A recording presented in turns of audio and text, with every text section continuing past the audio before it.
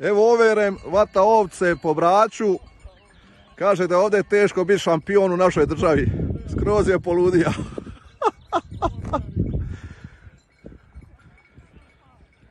Kaže uz ovako vrijeme i ovakvu hranu u Hrvatskoj je teško biti šampion. Evo vidite kako hvata ovce po Braču.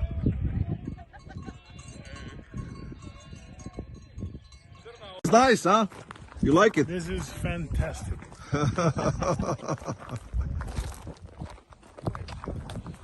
The main spot is over there.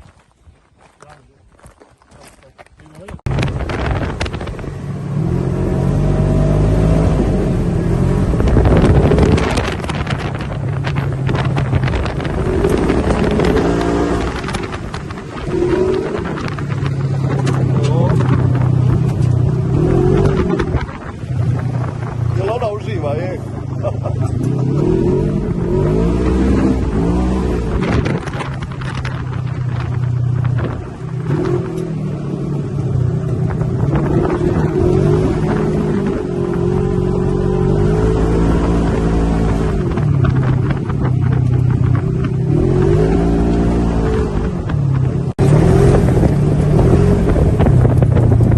Yeah, You like it, huh?